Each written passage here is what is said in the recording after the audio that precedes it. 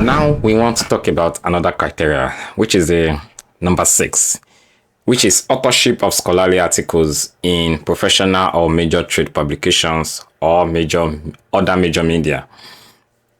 So what does this mean? What are the keywords? So the keywords are important. It tells us what are the kind of evidence you bring and what are those things that are cardinal points for it. So number 1 is that scholarly articles. So scholarly articles, you need to have scholarly articles. So if you're a researcher, or even if you're not a researcher, if you have anything that qualifies as a scholarly article, then that is a good one. Then it needs to be published by a major media.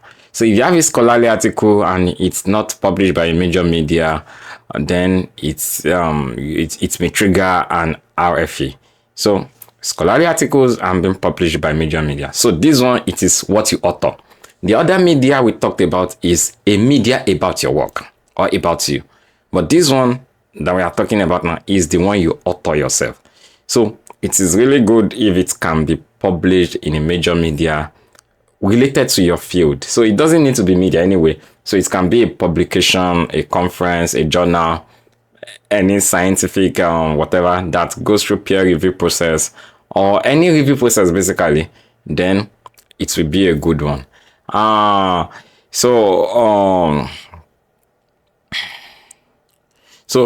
the key, so what we need to understand now is that for this criteria, what it really wants to satisfy, it is also a very good criteria that if you can have it is a good one, is that it wants to show that you have published work that shows that you are contributing to your field and you are a recognized expert in your field. So that is one thing scholarly articles want to show. So one of the common things that I have seen on the internet, on different places, on different forums, is people say that, okay, I have 400 citation. Do I qualify for EB1? They just say, here is my profile. I have 400 citation, 4 papers, so.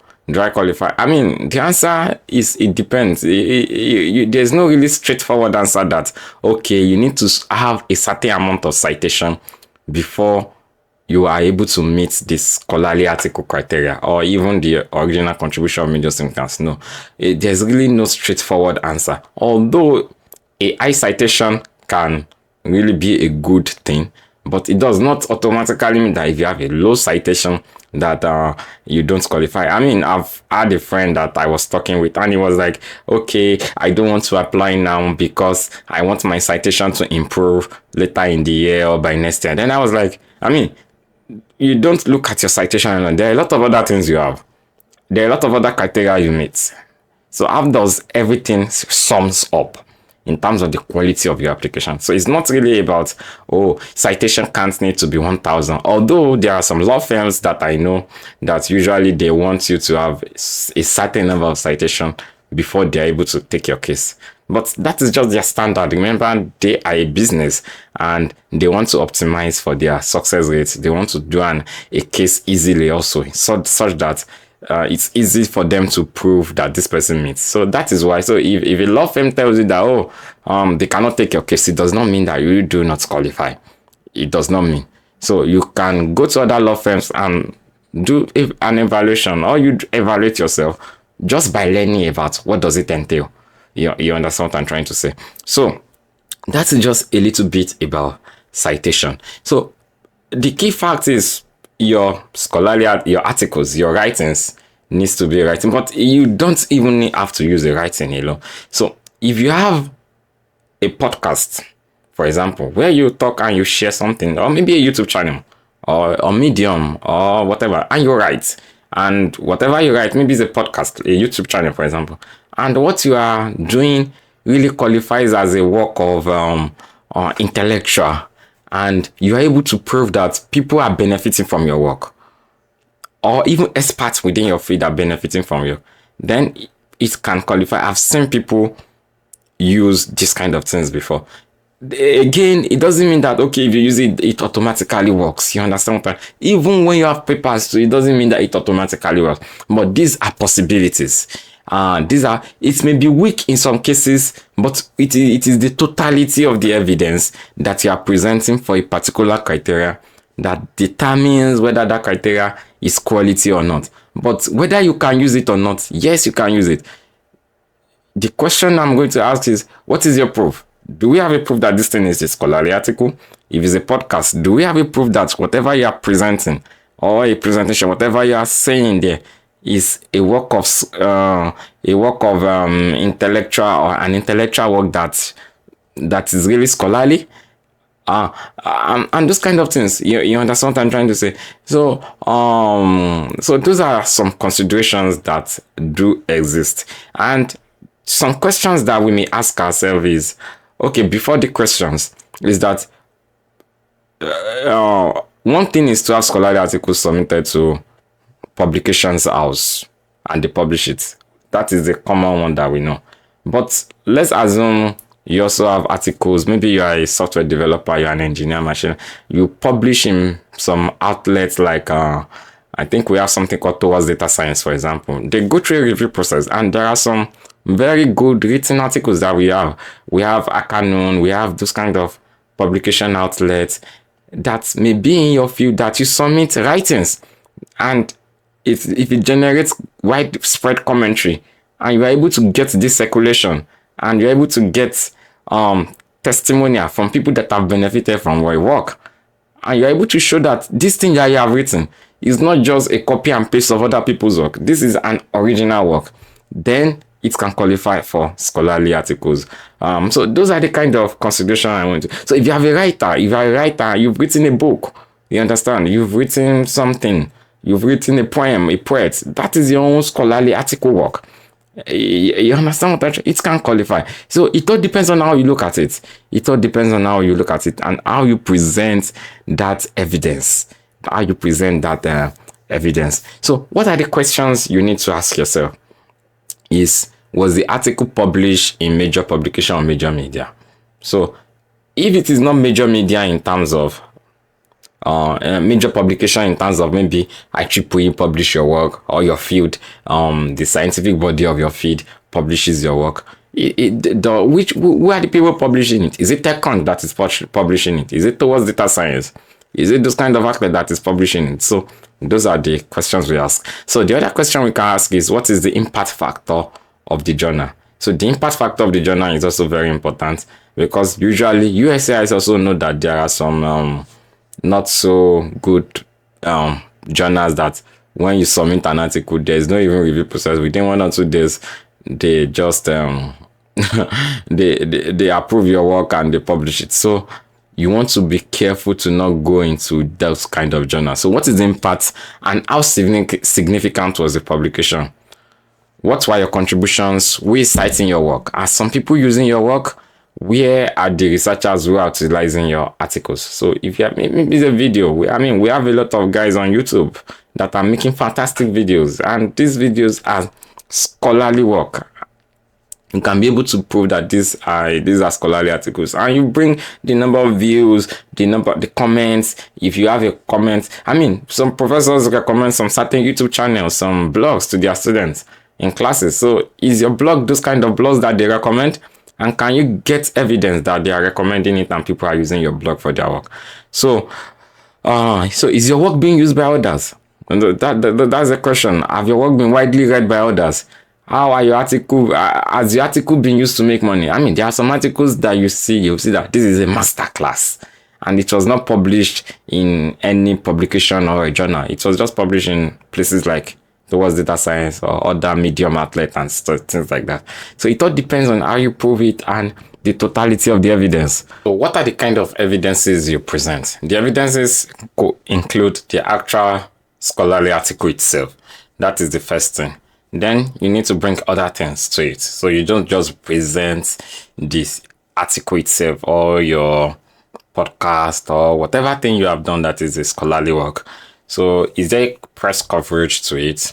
You present it. The Google Scholar profile, like the citation record, you present it. If you have it on ResearchGate, that shows the readership, the commentary, impact factor of the publication outlet or the journal, you have other articles citing your work, then you present it. So sometimes you publish a work, then other articles cites your work. Those articles, they now have high citations, for example. So you can use it to, because those high citation works now are the basis of those work are your own work. So it can really make sense there. So other articles citing your work, support letters from colleagues, researchers, governments, officials, or anybody that has benefited or is benefiting from your work. So maybe how they use one of your papers, read word applications of your work. Those are the kind of things you want to get as support letters. Why your article is of major significance. If it's also an original contribution, you want to use it. So scholarly articles, for example, is something that you can use to it two criteria. It can work for scholarly articles on its own, and if the scholarly article is now an original contribution of major significance, that is another thing. It can work. So other people, when you get these support letters, you can also get letters from people that collaborated with you on this work, how they collaborated with you on this work, and those kind of things. So an explanation of the benefits from people that are benefiting from your work. So those are the kind of things you can get. So for example, if you're a software developer or a machine learning engineer, data scientist, you've written a library. You understand, a library that people are using is on GitHub. The number of fork that it has, which is the number of people that have made the commit and all those kind of things, you put it. These are the people that are using your work. You understand? Then after you have gotten there, if you can get some of these people to tell us how they have used your work. Let's assume you have a library, and that library you made a contribution to PyTorch. You understand? These are open source projects, for example. You made a contribution to it. The contribution got merged under the main repository, for example, or any other open source contribution. This is a library that big companies like Facebook, Meta, and a lot of other companies are using. So these are things you can say that you have done. So it doesn't really need to, those are how you can tell your story, although these are scholarly articles, but that is just a digression. So you really need to think wide about it, but it also relates to original contribution. So if you have an original contribution, you have a library, why are the people using this work?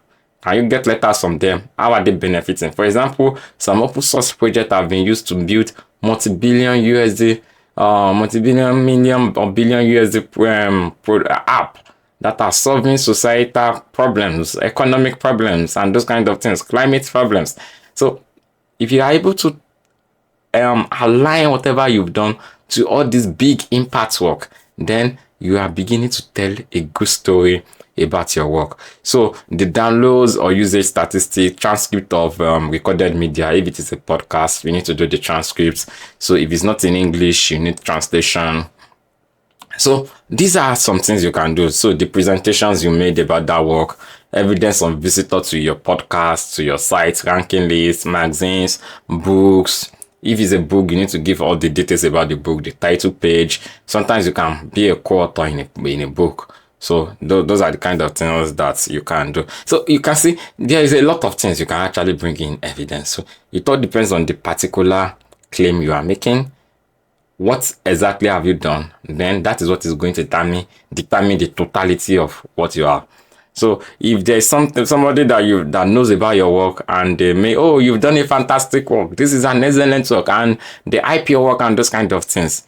If you can get this kind of comments in a written form, it will always be good. So if you have a good comment about your work from email, you have it on internet, on LinkedIn, or anywhere, you can print and screenshot all this and print it, and these are evidences that you can use in your work. So let's quickly go through how do you present this evidence, basically. So if you want to talk about it, so what I would do is to give an overview of published articles. It all depends. There are different styles. Some people just congest everything together and talk about it. Some people are actually going to list each of the article and they talk about it, irrespective of the style you want to use. The key thing is we need to know how many articles or the list of your publications and the context and relevance to your field. So if you are claiming to be an extraordinary data scientist, for example, you cannot bring a work that you did in public health that doesn't relate to data science. Unless that work you did in public health is something related to epidemiology, which is study of human disease in human population, maybe you do some data work, then we can agree. But if it is not that, and it is just something public health or something that is not related, and you want to use it, it will not work. So the point is your scholarly article too needs to tie to your field. So after you've listed, you need to provide context of how they relate to your field. So what are the copies of those articles? You print them out. So you explain the target audience and the impact, citations, references. Do they have peer recognition from your peers or your colleagues or experts? You talk about those things. You also explain how it advanced the field of knowledge, the influence on industry practice. If there is a media reputation about that, you can talk about the reputation of the publishing outlets. Then, if there is a media attention that your work gained, you can also bring out these things. Then you finally remember at the end of the day, you have to connect it to the EB1A criteria. It is very important about how those published work, how they make you an expert in your field, how they make you top of your field, how it shows that you have risen to the top of your field. This is very, very important. In a lot of cases that I've seen, that people meet even 5 criteria, and USCIS accept this criteria, but they give RFE because they say final merit not met. And why would the person not meet final merit? By the time you read the actual petition, what I observe is that they made a lot of effort to actually provide evidence that they qualified for those criteria, but they did not round it up. They did not tell the whole story. They did not provide a context. So this context is important. You will see I keep on repeating it because it is important. And it is all that thing that is going to take your petition from wherever level it is to the next level. So the common reasons people receive RFE for these criteria is inability to provide insufficient context. So if you do not explain the signals of those articles or how they impact your feed, then you are more likely to get an RFE. Then if there is a questionable credibility of publications or journal, maybe these are some mushrooms media publication now, they don't have a peer review process or any review process. Any article you submit to them, once you pay, they are going to accept it. USCIS actually have a list of some of these publication outlets, so you don't want to publish in those things, because even if everything that you've done is credible, the moment there is an incredible, something that is not credible out of everything, then if they doubt that, they will say that if this person can use a source that is not credible, then most likely every other thing they do too may not be credible. So you want to make sure that you have credible credible publication outlets. Then you did not describe the insufficient impact or evidence. So you also need to actually prove that your article is a scholarly article in terms of, okay, this article, it went through peer review process, there are references in those articles. I mean, those kind of things that make a work scholarly article. So you want to describe it. So if you don't describe all those things, there could be RFA. So you did not demonstrate contribution or how it is a work of impact. If the publication is in general media, it can be questioned by USCIS. So let's assume you did not publish to a scientific journal or a professional journal, then it can be questioned. So if there's ambiguity in authorship, so usually you are looking for places where you are first author. That is the first preference. But if you are not first author, it doesn't mean that you do not meet this criteria. You just need to be able to explain that, okay, maybe a second author, third author, what is your impact? What is your contribution to that actual scholarly article? Once you are able to explain this, then it's going to be a good one. But if there is ambiguity in authorship, it is not even clear that you are the author, or maybe there is a name problem, or the name you use in your publication is different from the actual name, and those kind of things, then there can be a problem. So failure to connect to EB1A eligibility. So you need to actually connect it. Although this one really, but they may accept it if you meet other things, but when you don't connect it to EB1A or how it means your extraordinary ability, they may accept it as a scholarly article, but at the end of the day, you are going to have problem with it when it comes to the final merits determination stage.